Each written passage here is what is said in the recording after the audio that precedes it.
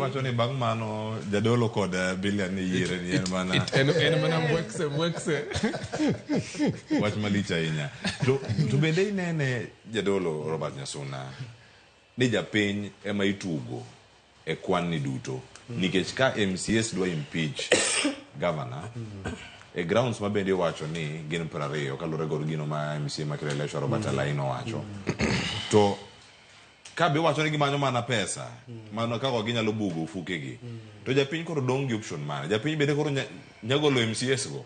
Nikech kanyo bende ti gik moko mapok girango. Tata ni ilose wechegi, ariyogi. Onge chik matayo wechegi mago mag impeachment. Machielo ntiere ka miwacho ni gross misconduct kod abuse of office. Threshold nen gang'o. Miwacho ni ero. Koro kawuono Robert Nyasuna obedo jaod bura. O abuse office mare. I abuse eyo machal nade. Nikech magi wacho ni e gik moko makara kotere nyim Senate. Governor Mutai Makericho. No gol mane weche mag technicalities. Niwacho na kiane kura na ogoyo machal nade. MCS ok nya defend themselves kama gintiere kata ka gichopo nyim Senate.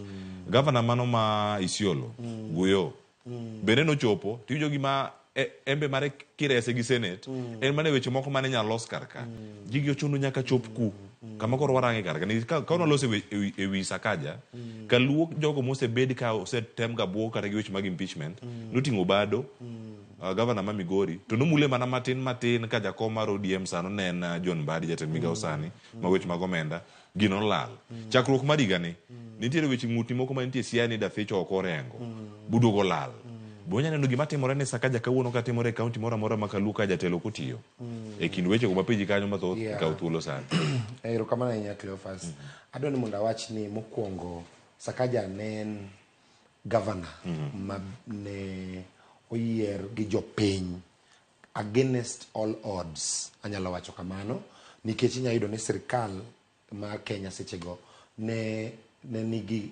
Jubilee ma inyalo paro ni mondo Sakaja oland yiero mare otieko ndalo 4 koseland mag ji te nikech ni ng'iyo ka bende Sakaja ne yudo gini adier nikech ne ok ohere kod sirkal mar odiochieng' masano ne nitiere ng'at machielo mar Jubilee ema ne idwaro ni mondo obed gavana omiyo en ng'ama no donjo gi teko mar jopiny omiyo en wach malich ahinya ka onyalo bedo ni okotine jopiny to an extent makoro MCS dwani mondo gole nikech wechegi kaka iwacho ka gidhi e Senate idhi dwaro evidence iwinjo omiyo kata wawacho ni samoro MCS dwani mondo ocham mit bilie lakini counts gi nyaka tergi e Senate magi bed ni gin counts manyalo stand chik ineno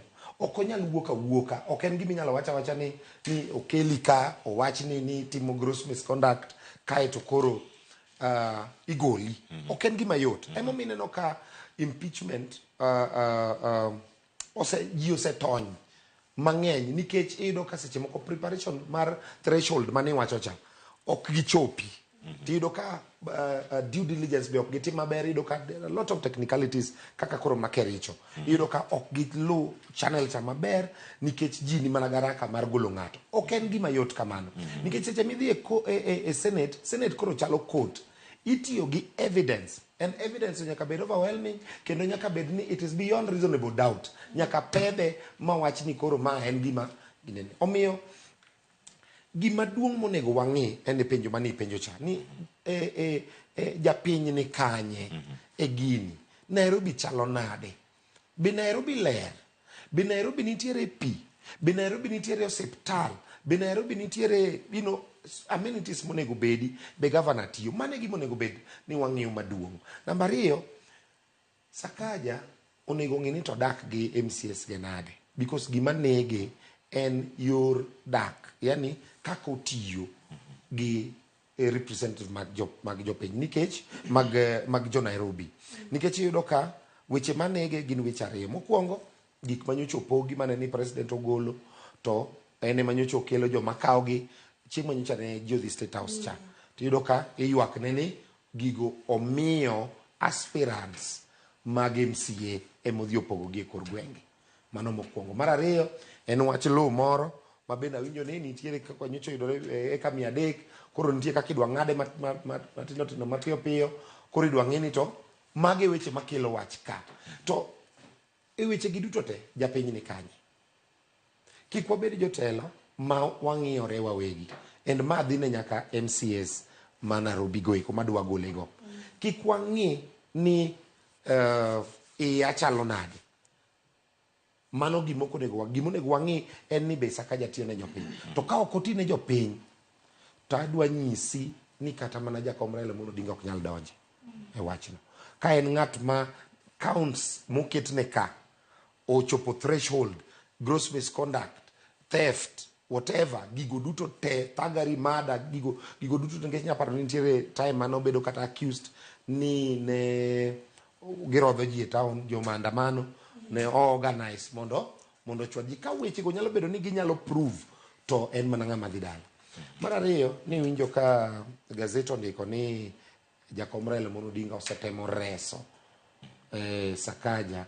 Ok apar ka en gima dier, kendo ok apar ka en gima ni e public domain, nikech onge kama jakom Raila Amolo Odinga osewuok e oko mowacho ni Sakaja kata kotimo makosa to we ura we. En mana niya, jakom Raila Amolo Odinga en ng'ama duong' Kenya ka, kendo ochalo kaka wuon piny.